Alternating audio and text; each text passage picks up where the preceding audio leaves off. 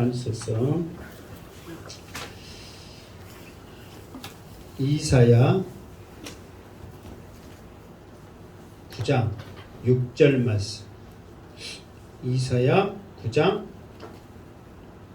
6절 말씀.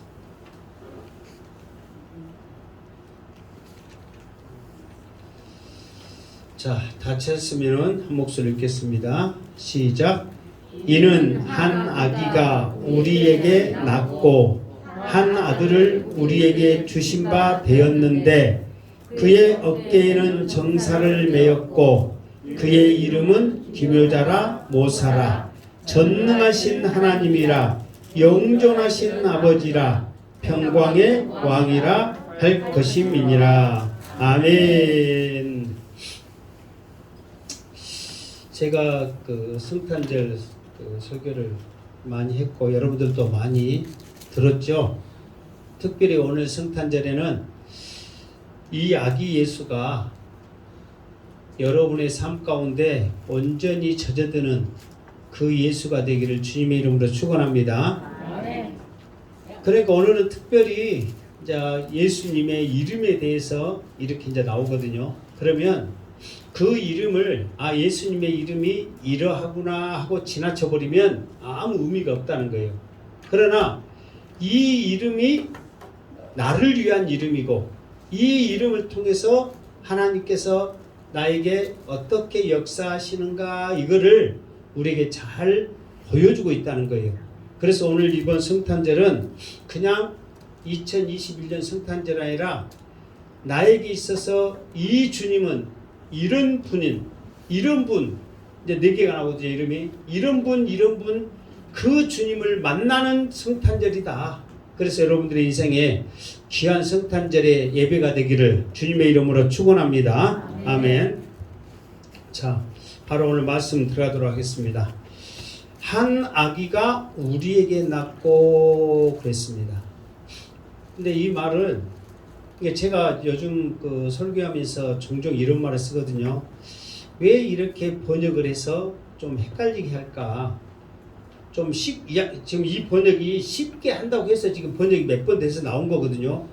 그러니까 이왕이 하려면 다른 번역본도 참고해 가시고 우리 성도들이 쉽게 알아먹을 수 있게끔 번역을 해놨으면 얼마나 좋았을까? 그런 말들을 종종 하죠. 이 부분도 마찬가지거든요. 공동 번역이나 새 번역이나 여러 군데 보면 이제 이 부분을 어떻게 했냐면 한 아기가 우리를 위하여 낳고 그러거든요. 근데 여러분 한 아기가 우리에게 낳고 이 말이 쉬워요? 한 아기가 우리를 위하여 낳고 이 말이 쉬워요? 우리를 위하여 낳고가 쉽죠. 근데 사실 그 뜻이거든요. 그러니까 우리 그 한 아기가 우리에게 낳고 이 말도 틀린 말은 아니어서 이렇게 번역을 했단 말이에요. 그러나 우리가 듣기에는 어려워. 이 말이 무슨 말이지 근단 말이에요. 그런데 한 아기가 낳는데 우리를 위하여 낳으셨다. 이렇게 하면 좀 쉽죠. 그러니까 다른 번역본들 공동 번역이나 새 번역, 표준 새 번역 같은 경우는 이렇게 실제로 우리를 위하여 낳고 이렇게 돼 있단 말이에요. 그렇기 때문에 여러분들도 한 아기가 우리를 위하여 낳고 이거를 좀 더 가까이 하면 한 아기가 나를 위하여 낳고 그렇게 하면은 좀 더 가깝게 느껴지겠죠. 근데 여러분 생각해 보세요. 한 아기가 낳는데 우리를 위하여 낳았다. 사실 우리가 태어나면서 물론 국민교육 현장에 우리는 민족중의 사명의 역사를 띠고 이 땅에 태어나 거창하지만 솔직히 어떤 아이가 태어날 때 누구를 위하여 낳고 민족을 위하여 낳고 그건 없잖아요. 그냥 엄마 아빠가 위해서 그냥 낳은 거지. 그러나 예수님은 아니시단 말이에요. 예수님의 분명한 탄생 목적은 우리를 위하여 낳으셨다는 거예요. 그런데 우리를 위하여 낳으신 그분은 누구냐 그랬더니 한 아들을 우리에게 주신 바 되었다 그랬어요. 근데 이게 한 아기가 나를 위해서 낳았었는데 그 나를 위해서 낳으신 그 아기는 누구냐 그러면 한 아들이라는 거예요. 그런데 그 한 아들이 누구냐? 바로 하나님의 아들이라는 거예요. 그러면은 왜 굳이 하나님의 아들이신 그분이 우리를 위해서만 나셔야만 했을까?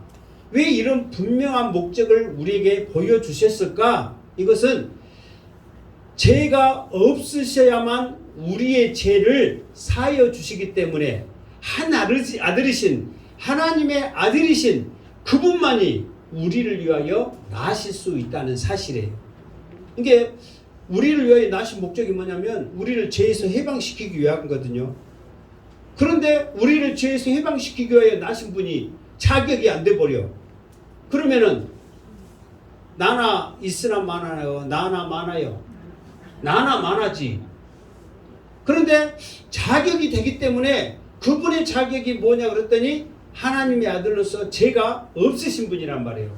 그래서 사실 오늘 읽진 않았지만 9장 지금 이사야 9장 1절 한번 읽어봐요. 1절. 자 시작. 전에 고통받은 자들에게는 흑암이 없으리로다. 옛적에는 여호와께서 스불론 땅과 납달리 땅이 멸시를 당하게 하셨더니 후에는 해변길과 요단 저편 이방인의 갈릴리를 영화롭게 하셨느니라. 아멘. 그러니까 지금 한 아들을 우리에게 주신 목적이 1절부터 나와 있거든요. 전에 고통받은 자들에게는 흑암이 없으리로다 그랬거든요. 근데 사실 보세요.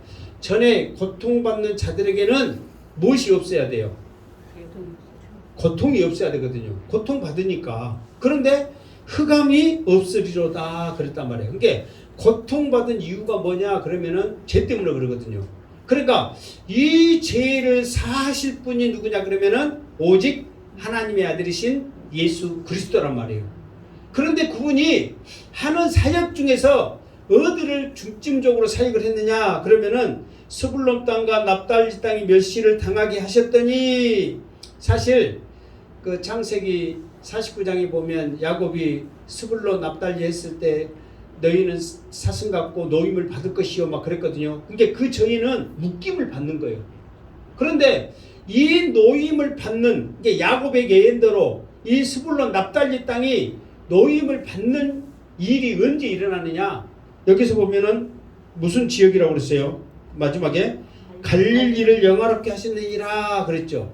그러니까 지금 그 스불론 납달리 지역이 갈릴리 지역이란 말이에요. 근데 원래 갈릴리 지역은 천대받는 지역이란 말이에요.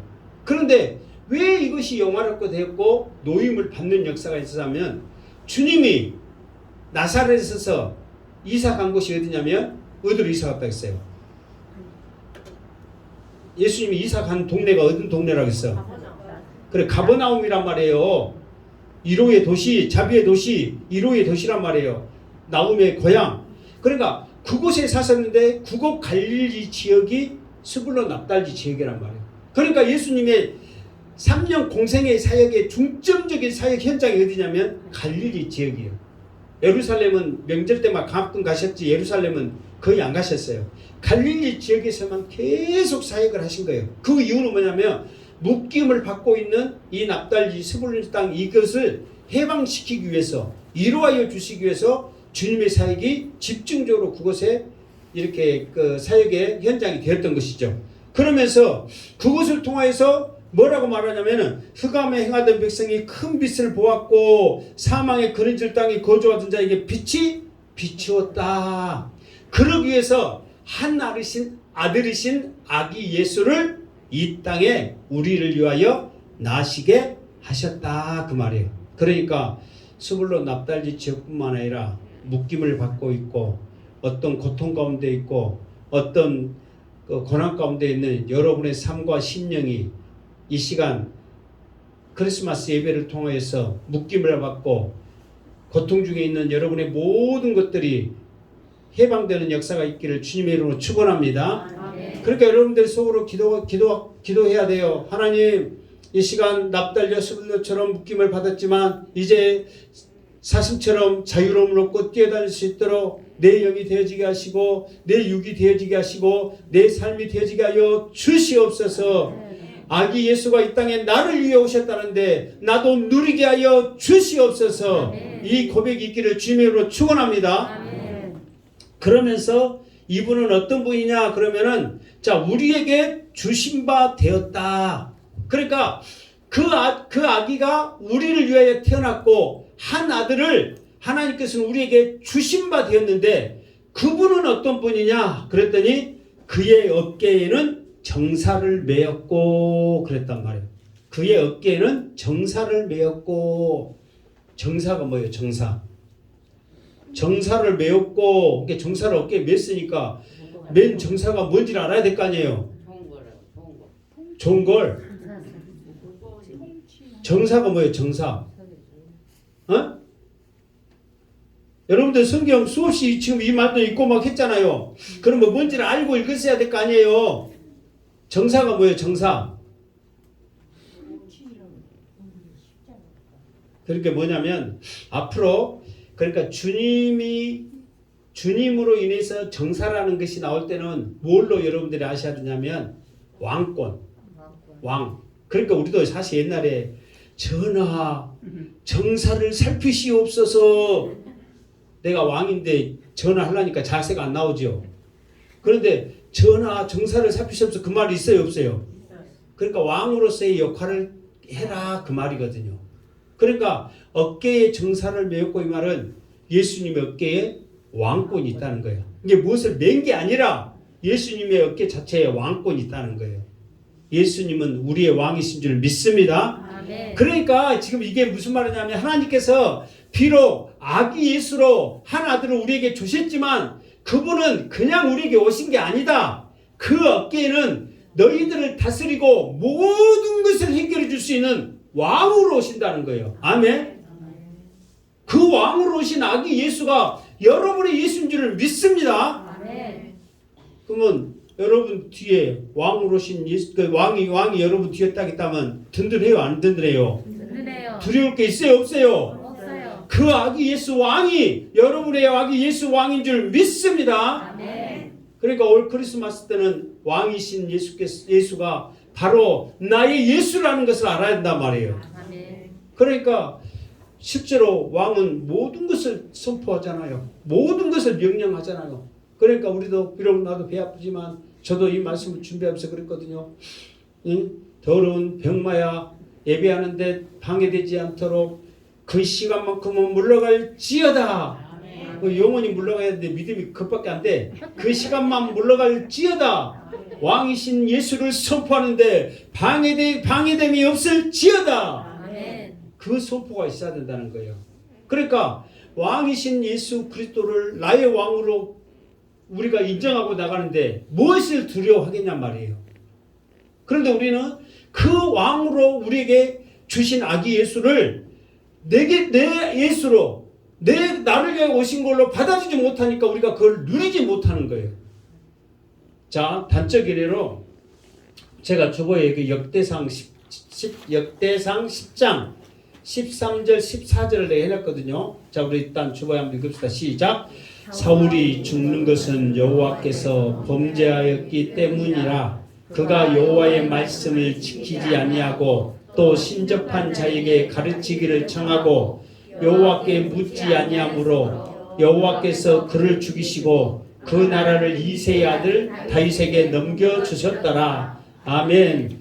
사실 역대상 10장에 보면은 어떤 사건이 있냐면은 이스라엘과 블레셋과의 전쟁이 있거든요. 그런데 이 전쟁에서 사울의 아들 요나단이 먼저 죽고 이제 사울이 나중에 활 쏘는 자로 인해서 쫓김을 당하는데 이제 죽게 생겼어.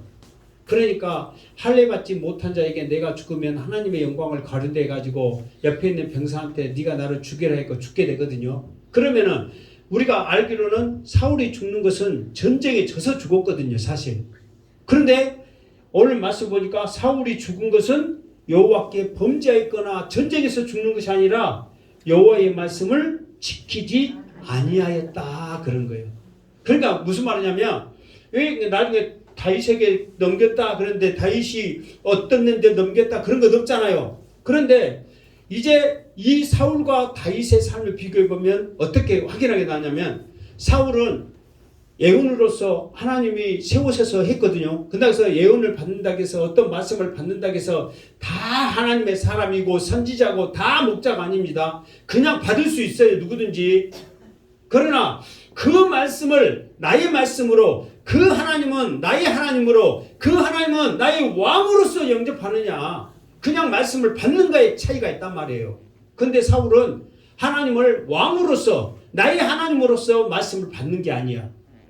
그러니까 내 생각대로 자기 마음대로 행하는 거예요. 그러니까 오히려 하나님을 왕으로서, 나의 하나님으로서 인정을 했다면 어떤 어려움이 있으면 하나님 앞에 물어야지. 하나님 어떻게 할까요? 어떻게 할까요? 그렇게 할까요? 저렇게 할까요? 그런데 하나님 앞에는 묻지 않고 누구한테 묻는다 했어요? 신접한 여자. 신접한 여자가 뭐예요? 한마디로 말하면 점쟁이, 무당, 그 사람한테 가갖고 내가 어떻게 하면 좋겠는가 좀 해봐라. 하나님 앞에 물어야 할 사람이. 그러니까 그걸로 인하여서 사울이 하나님으로 인하여 죽임을 당하는 거예요. 그런데 다윗은 다윗에게 넘겼다 그러거든요. 그러면 다윗은 어떻게 했을까요? 다윗은 왕이 되자마자 가장 먼저 하는 것이 하나님의 법궤를 찾았거든요. 이게 사실 법궤가 사사기 마지막에 보면 그 엘리 제사장 때 이 법궤를 뺏겨버리잖아요. 그런데 사울은 왕이 됐어도 법궤에 관심도 없어. 그냥 일단 왕으로 됐으니까 그것으로서 자기 만족을 느끼면서 왕권을 지키게 급급했지 하나님에 대해서, 법궤에 대해서 이런 관심이 없었단 말이에요. 근데 다윗은 안 그래.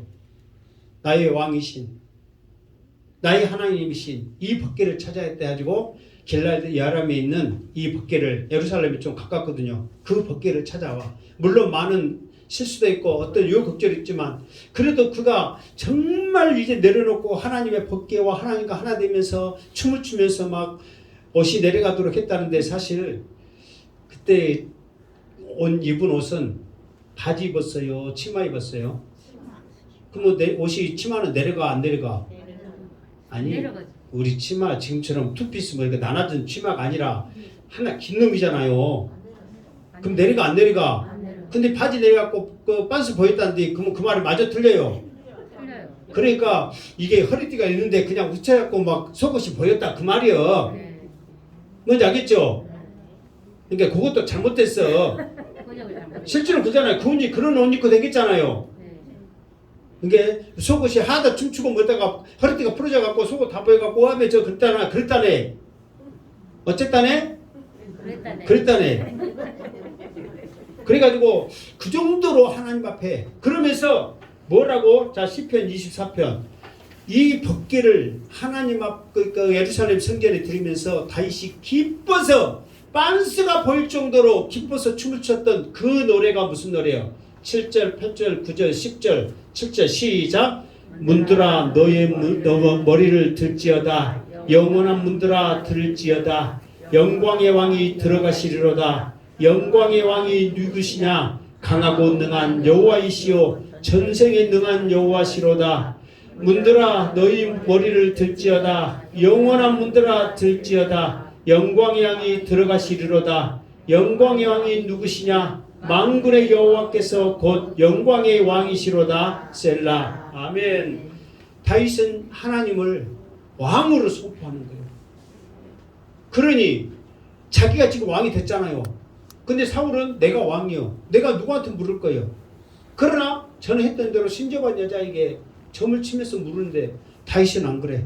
내가 비록 왕이 됐지만 나의 모든 만왕의 왕, 나를 주관하시는, 나를 이끌어 가신, 나와 함께 하신 이는 오직 만군의 여호와 하나님이시다고 이 찬양을 통해서 노래로 모든 백성들에게 우리나라의 왕은 하나님이시다. 우리 가정의 왕은 하나님이시다. 나의 왕은 하나님이시다. 고백을 하고 있는 거예요. 선포를 하고 있는 거예요.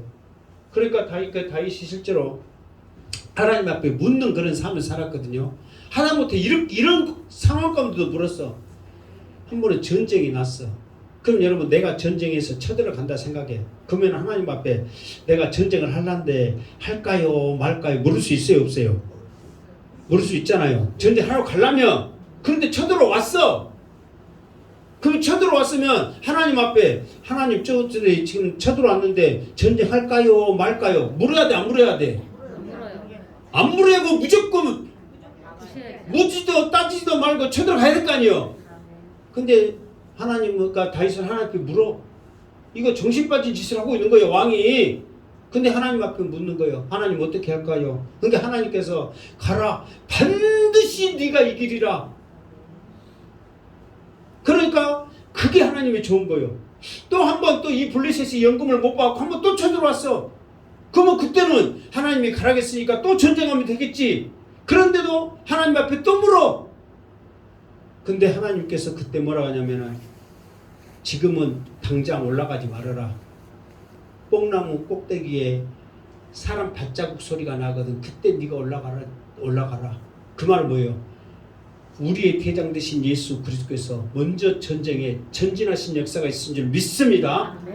주님이 먼저 간 다음에 다윗이 올라가서 승리를 한 거예요. 만약에 묻지 않고 내가 먼저 갔다면 어떻게 되는 거예요? 지는 거예요. 그러니까 그런 모든 것 하나하나가 다윗이 하나님 앞에 묻는 그 모습을 보고 하나님은 너무 기쁜 거예요. 좋은 거예요. 그래서 왕으로 고백하지 않고 인정하지 않는 사울은 죽여버리고 나를 왕으로 인정한 그 다윗을 하나님께서 높이 쓰신 줄 믿습니다. 하나님은 예수님은 나의 왕이십니다. 아멘. 그러면 예수님이 왕으로서 명령하면 드려야 돼, 안 드려야 돼? 근데 여러분 잘 듣고 있다고 생각해, 안 듣고 있다고 생각해? 안 들어요. 그러면 옛날에 왕의 말을 안 들어. 그러면 이것들을 살려야 돼, 죽여야 돼? 죽여야 돼요. 그럼 어떻게 해야 돼, 여러분을? 죽여야죠. 제발 왕이신 예수 그리스도의 목소리와 그 명령을 잘 들으시기를 주님으로 축원합니다. 그러니까 그러면 예수님의 말씀은 다 듣지요. 그러면 지금은 누가 예수님의 그 말씀을 받아서 전달하는 거예요? 목사님. 이게 목사 말 잘 들어야 돼. 잘 들어야 돼, 안 들어야 돼요? 잘 들어야 돼요. 진짜예요. 넌 팔아야 돼. 뭔 말이 많네. 그래, 안 그래요? 그래야 돼요. 그러나 하나님의 뜻이라면 쓸데없이 팔으라고 했어요. 내 배를 채우기 위해서 팔으라고 했어요. 여러분에게 더 큰 복을 주시려고 말씀하신 줄 믿습니다. 아멘. 할 말이 많은데 내가 지금 배가 좀 아픈 관계로 자, 이번에는 그 왕이신 예수 그리스도가 4가지의 이름을 가지고 이 땅에 오신단 말이에요. 4가지의 이름을 가지고. 그러니까 오늘 4가지의 이름을 가지고 오는데 오늘 주보 마지막에 이름은 속성과 본성을 말한다 그랬단 말이에요. 그러니까 여러분들이 오늘 4가지의 이름을 말하는데 예수님의 이름은 이거더라 하고 끝나면 안 돼. 이가탄 선전 있죠. 이가탄이 이거다가 끝나면 안 돼. 이가탄의 속성이 있어. 뜯고 씹고 맛보고 즐기고 그거 해야 이가탄을 제대로 사용하거든요.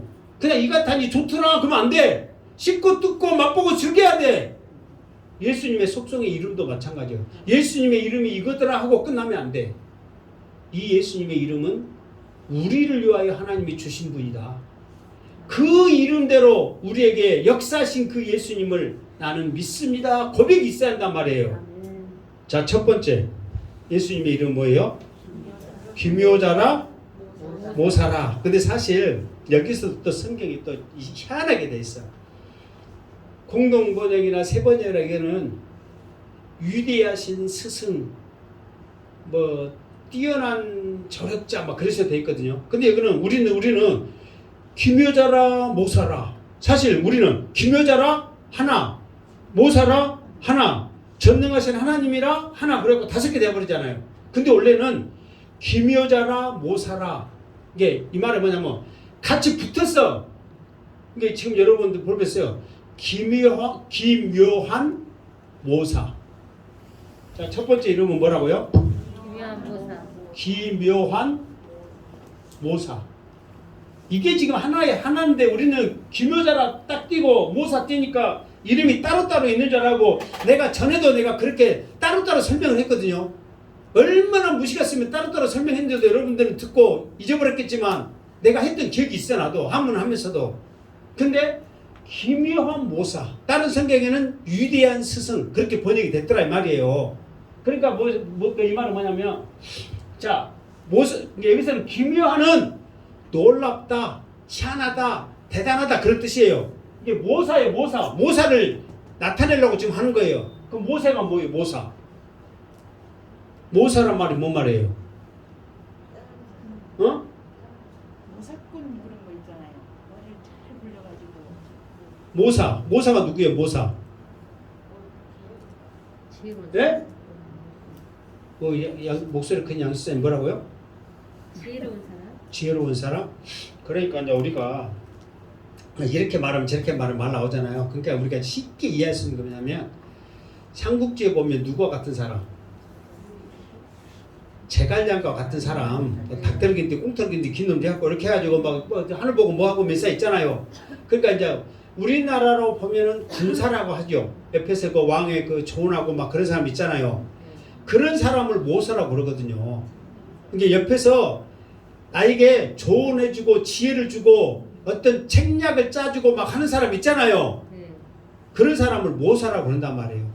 그러니까 그게 왕이 전쟁을 나가는데 자기가 전쟁을 해야 되겠다고 나가지만 이 작전을 짜고 모든 지혜를 뭐 병법도 쓰고 뭐고 다 할 거 아니에요. 이 지혜를 이용하고 그 사람들 이용하고 날씨 이용하고 이런 모든 것을 옆에서 조언해 준 사람은 뭐라고요? 모사라는 거예요. 그 혼자 마음대로 안 한단 말이에요. 전쟁 그 사극 보면 그래 안 그래요? 그 사람을 보고 모사라고 그런 거예요. 그런데 하나님은 우리 주님을 우리에게 주실 때 뭘로 주셨냐면 기묘한 모사로 주신 거예요. 이게 이 말은 무슨 말이냐면 자, 이게 전쟁이나 뭐 어떤 일을 했을 때는 그 부분에 잘한단 말이에요. 그 부분에 잘하라. 예를 들어서 그분들이 글 배우고 뭐고 한 사람들이 뭐 어떤 병법이나 이런 것을 잘했지만은 예를 들어서 도끼로 나무 패고 막 그런 것은 나무꾼이 잘하겠어. 그 양반이 잘하겠어. 나무꾼이 잘하죠. 백길을 가는데 노조를 가는데 뱃사람이 잘하겠어. 그 양반이 잘하겠어. 뱃사람이 잘하잖아요. 그러니까 우리 사람들은 한계가 있단 말이에요. 그러나 주님은 기묘한 모사야. 어떤 부분이 있는데 어떤 것이든지 주님께서는 다 우리들에게 말씀하실 수 있는 능력이 있다는 분이에요. 그걸 지금 말하고 있는 거예요.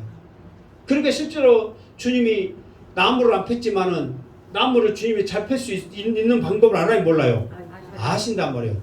고기 어부들은 못 잡아도 깊은 데로 그물 던져라. 그러면 그물이 고기가 찢어지도록 그물이 찢어지도록 고기 잡히는 거예요. 그게 모든 영역에서 우리들에게 말씀해 주시는 주님이에요. 그러니까 이런 주님을 우리에게 주셨는데 누구한테 우리가 물으러 가냔 말이에요. 이 주님 앞에 물어야지. 이 주님의 목소리를 들어야지. 그러기 위해서 기묘한 모사로 이분을 우리에게 주셨다는 거예요. 이렇게 들어보니까 대체나 그래요 안 그래요? 여러 사람 같은 것이 모사예요, 모사. 그 하여튼 모사. 그러니까 여러분들이 예수 믿는 사람들이 쓸데없는 데 잘 가고 막 어디 안다고 한다 하는데 주님 앞에 물어보면 주님이 여러분을 통하여 모든 것을 말씀하신 줄 믿습니다. 네.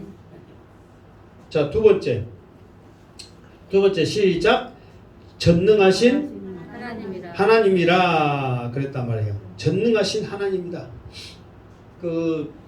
우리가 요한복음 했을 때 요한복음 1장에 뭐라고 그랬어요?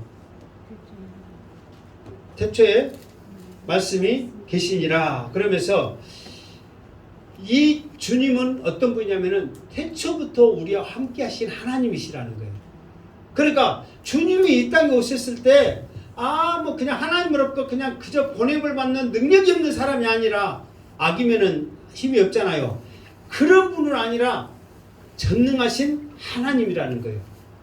그런데 여기서 전능하신 하나님 했을 때 쓰인 언어에 쓰인 단어가 있거든요. 원래 전능하신 하나님 이 말을 쓸 때는 우리가 이제 어떤 말을 썼냐면 엘로힘, 엘사다이 그런 단어를 썼단 말이에요. 그런데 여기에서는 그런 분보다는 강력한 하나님. 그러니까 다시 말해서 우리를 위해서 모든 것을 하시는 하나님, 우리를 위해서 앞서가서 행하시는 하나님을 말씀하고 전능하신 하나님을 표현하고 있어요. 그러니까 주님은 우리를 위해서 모든 것을 하시기 위해서 오신 분이란 말이에요. 실제로 죽음을 내어주셨는데 그보다 더 큰 일이 무슨 일이 있겠어요, 여러분?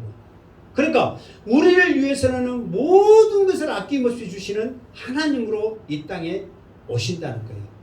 그 하나님은 전능하신 하나님이다. 아멘. 아멘. 자, 세 번째 뭐예요? 세 번째. 시작. 영존하시는 아버지라. 영존하시는 아버지라. 영존하시는 아버지라. 이 말은 무슨 뜻이에요? 영원히 존재하신 아버지. 그러니까 주님은 이게 사실 신천지에서도 지금은 주님이 없으니까 지금 우리를 위로자, 우리를 구원할 구원자가 누구냐 그래가지고 지금 주님이 없으니까 누구 하나 세워야 될 거 아니야 그래갖고 나다 해갖고 말도 안 되는 사람이 일어나갖고 지금 날씨치고 있잖아요. 그러나 주님은 뭐냐면은 영원히 지금 저 하늘에서도 천국에서도 우리를 위해서 기도하시는 영원히 계신 아버지시라는 거예요. 그러면 아버지라고 그랬으니까 아버지의 속성이 뭔지를 알아야 될 거 아니에요. 아버지는 뭐예요? 실제로 이 땅의 아버지는 어떻게 하냐고 자식을 양육을 하잖아요. 책임을 지잖아요. 그러니까 주님은 그 전능하신 하나님이라 했을 때 뭐가 있냐면은 주님은 이 땅의 왕으로 오셨고 하나님으로 오셨지만 모든 사람의 왕과 하나님이 아니셔. 주님은 예수라는 이름이 무슨 뜻을 갖고 있어요? 예? 저가 누구를? 우리를 위해서 아니라 저희 백성을. 그러니까 예수님은 자기 백성을 위해서 이 땅에 오신 거지 이 세상의 모든 인류를 위해서 오신 게 아니야. 하나님의 사랑은 인류의 사랑이거든요. 보편적인 사랑. 그러나 주님은 자기 백성이에요. 자기 백성. 그만 들었어요? 안 들었어요? 자기 백성을 자기 죄에서 저희 죄에서 구원하기 위해서 오신 거지 이 온 인류의 세상을 다 구원하기 위해 오셨어요. 그게 아니거든요. 주님은 항상 자기 백성을 위해서 하셨단 말이에요. 그러면 자기 백성은 나를 믿는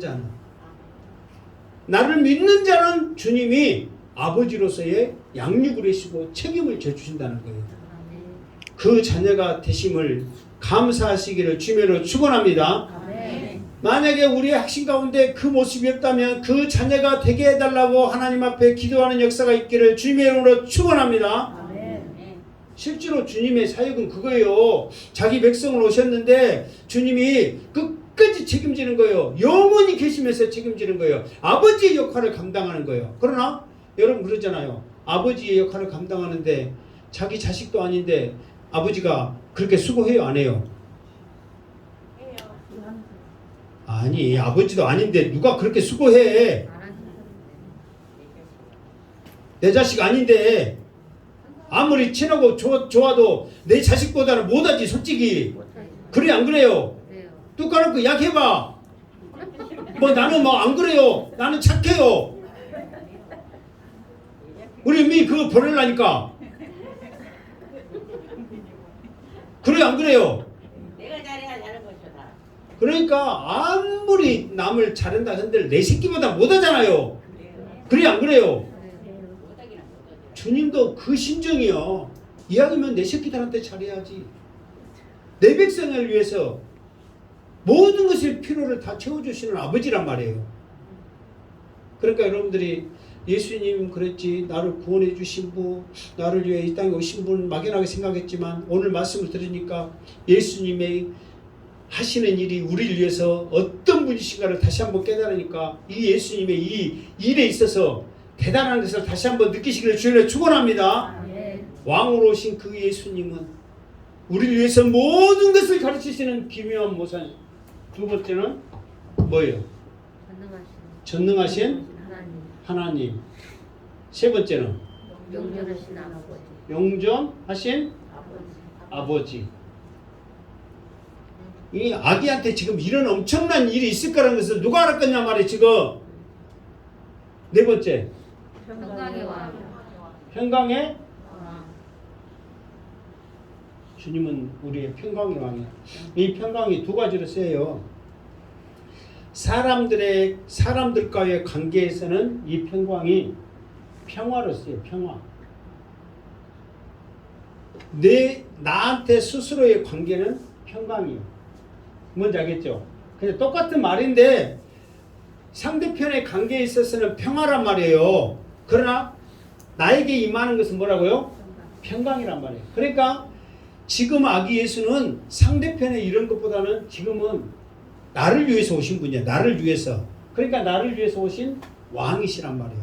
그러니까 이 말은 뭐냐면은 평강의 왕이다 이 말보다는 평강을 우리에게 주시기 위해서 오신 분이다 그렇게 알아야 돼.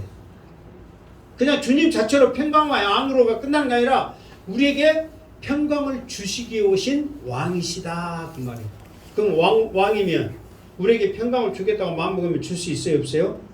있다는 말이에요. 그러니까 이 주님은 평강을 주시기 위해 오신 왕이다 이렇게 생각해야 돼. 그러니까 오늘 비록 한 절 6절 짧게 하지만 이 말씀 속에 얼마나 이런 대단한 이런 뜻이 있었냐고요. 사실 우리가 그러니까 이거를 우리가 어떻게 하냐면 속성과 본성 주님이 이런 분이라는 것을 우리가 확실히 알아야 돼. 그냥 예수님의 이름은 네 가지라네 이게 예수님의 이름이 네 가지라네 이게 중요한 게 아니에요. 예수님의 이름 그러니까 예수님은 이런 분이시라네 이런 분이 나의 왕이시고 아버지시고 나의 주님이시라네 고백이 있어야 됩니다. 알고 있으면은 아무 의미 없다니까. 무슨 선제를 생각이라고요? 이가탄처럼 진짜 우리가 그걸 즐겨야 될 거 아니에요. 느껴야 될 거 아니에요. 예수님이 이런 능력 있는 분인데 왜 우리가 못 즐기냐고, 왜 못 누리냐고. 안 그래요? 여러분 지금까지 예수님 앞에 나의 희미한 모사이신 예수님 내가 예수님 앞에 묻사오니 말씀하여 주시옵소서 한번 물으셨냐고. 여러분이 정말 어떤 문제가 있거든 그 주님 앞에 물으시기를 주님으로 축원합니다. 왕이신 주님, 전능하신 하나님, 나의 앞서가서 모든 일을 해결하신 하나님, 이 일을 주님이 먼저 해결하여 주시옵소서. 나는 부족하고 연약하여 할 수 없사오나 전능하신 하나님께서는 할 수 있습니다. 고백하시길 바랍니다. 세상은 줄 수 없어도 주님만이 나에게 평강을 주시는 주님, 나에게 평강을 주시옵소서. 어떤 관계 속에서 어려움이 있다면 나에게 평화를 주시옵소서. 이런 고백이 있기를 바랍니다. 이랬을 때 크리스마스가 나에게 내일이 크리스마스 막 즐거운 성탄 막 그러지 그런 것을 안면에는 쏙 빼고 겉으로만 크리스마스 막 눈앞게 좋고 크리스마스니까 좋아요 그거 아무 의미 없다네. 무슨 말겠죠? 이 주님이 나의 주님이 되고 그 주님을 고백했을 때 진정한 크리스마스가 되는 거예요. 여러분의 마음 가운데 평강이 넘치기를 주님으로 축원합니다. 아멘. 해마다 크리스마스 말씀을 전하면서 이렇게 합시다 저렇게 합시다 했는데 이번에는 이 주님을 나를 위해서 오신 이 주님을 우리가 한번 붙잡아야 된단 말이에요. 그래서 여러분의 마음 가운데 믿음이 더 한 단계 성숙하는 역사가 있기를 주님의 이름으로 축원합니다. 아멘. 기도하겠습니다. 거룩하신 하나님 아버지 감사합니다. 오늘도 주신 말씀 붙잡고 아기 예수가 우리를 위하여 오심을 감사하며 이 예수를 인하여서 승리하는 우리의 삶이 되어지게 하여 주시옵소서. 모든 영광 하나님께 올려드리옵고 다시 오실 예수 그리스도 이름으로 기도드리옵나이다. 아멘.